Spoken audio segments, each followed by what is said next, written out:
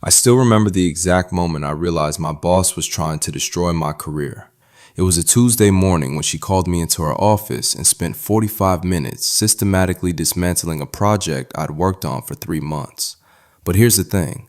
The criticism she was making directly contradicted the instructions she'd given me in our last meeting. I had the emails to prove it, and that's when it hit me. This wasn't about my performance. This was something else entirely. If you're watching this video, chances are you're living through your own version of that nightmare right now. You've got a boss who's making your work life unbearable, and you can't just quit. Maybe you've got bills to pay. Maybe jobs are scarce right now. Maybe you're 6 months away from a big bonus, and walking away now would mean losing everything you've worked for. So you're stuck, and every day you can feel a little piece of yourself dying. Here's what nobody tells you about working for a toxic boss. The damage doesn't stay at work. It destroys your confidence. It ruins your relationships because you're constantly stressed and irritable. And if you stay in that situation long enough without a strategy, it will absolutely derail your career. But you have more power in this situation than you think, and I'm going to show you exactly how to take it back. Before we go any further, we need to get one thing clear. Not every difficult boss is a toxic boss, and this distinction matters because the strategies are completely different. A demanding boss who has high standards but treats you with respect, that's not toxic, that's just challenging. A boss who's disorganized and gives unclear direction, that's frustrating but not toxic. A toxic boss is something else entirely. They micromanage you to the point where you can't make any decision without approval.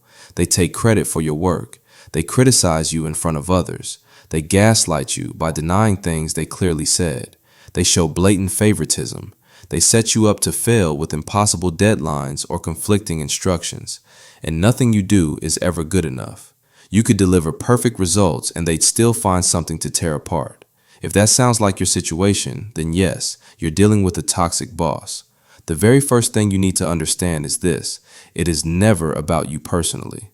I know it feels personal when they're criticizing everything you do, but toxic behavior usually comes from their own insecurity, pressure from above, or power dynamics, not your actual performance. Think about it this way. If 5 different people were doing your exact job with your exact performance level, this boss would find something to criticize in every single one of them. You just happen to be in the crosshairs right now. And understanding this is critical because the moment you start taking their behavior personally, you've already lost. You'll get emotional, defensive, and start doubting yourself. That's exactly where they want you. So here's what you do instead. The next time you're heading into a meeting with your toxic boss, take 5 minutes beforehand and mentally prepare. Ask yourself, what criticisms do they typically make? What's their favorite way to undermine me? Play out the worst case scenario in your head in vivid detail. Picture them saying the nastiest thing they could possibly say. Get really specific with this mental rehearsal. Why does this work? Because toxic bosses derive their power from catching you off guard, from that moment when they say something so unreasonable that you're speechless and can't think clearly. But if you've already mentally played out that exact scenario 10 minutes earlier, you won't be surprised. You'll be calm, and that calmness is your superpower. When you stay calm, you keep your options open. When you react emotionally, you only have one option, and that's exactly what they want. Now here's where this gets strategic. Once you've mastered that emotional detachment, I want you to respond with what I call professional neutrality. Not weakness, not compliance, but strategic calm. This is not about agreeing with false criticism, it's about staying unemotional while protecting your position. When they criticize you unfairly, don't apologize for things you didn't do. Instead, respond with something like, "I appreciate the feedback. Let me review what happened and get back to you with a plan." When they dump an unreasonable project on you at 5 p.m. Friday, say, "Let me look at my current commitments and I'll get back to you Monday morning with a realistic timeline for this." When they take credit for your idea in a meeting, follow up with an email, "I'm glad the concept I proposed is moving forward. Here's some additional research to support it." Notice what you're doing. You're staying professional on the surface, but you're also setting boundaries and creating a paper trail. You're buying time and protecting yourself, not validating their abuse. And that brings me to the single most important thing you need to be doing. Document everything.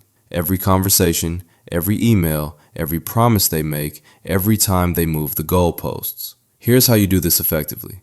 After every meeting, send a follow-up email summarizing what was discussed and what you committed to deliver. Frame it positively. Thanks for meeting with me today. Just to confirm, I'll be focusing on X, Y, and Z by next Friday as we discussed. Please let me know if I've misunderstood anything. If they give you verbal instructions that contradict previous guidance, confirm it in writing.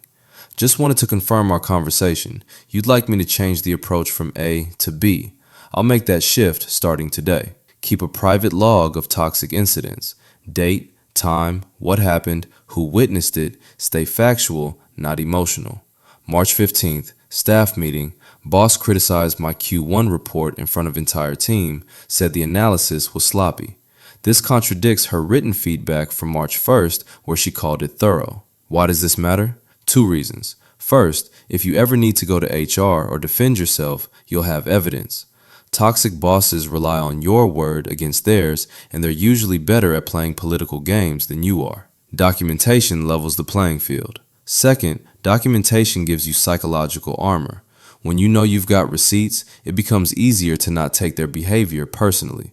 You're not crazy, you're not incompetent, you have proof. But you cannot just document and cope indefinitely.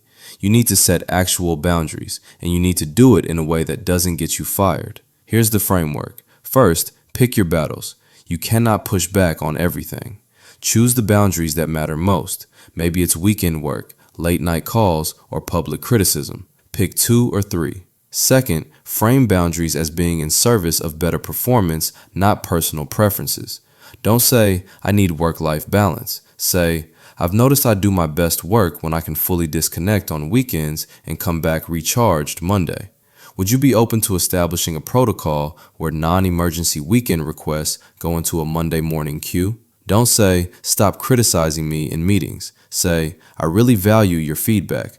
Would you be willing to share critical feedback in our one-on-ones so I can take detailed notes and ask clarifying questions? You're not telling them what they can't do. You're proposing a system that benefits everyone. Third, enforce your boundaries consistently but never emotionally. If they text you at 10 p.m. after you've set a boundary, don't respond in anger. Wait until morning and say, I saw your message from last night. I'm addressing it this morning as part of my regular workflow. Now let's talk about the nuclear option, going to HR. Here's what you need to understand. HR's job is risk management, not justice. When you report your boss to HR, you are escalating to a point of no return.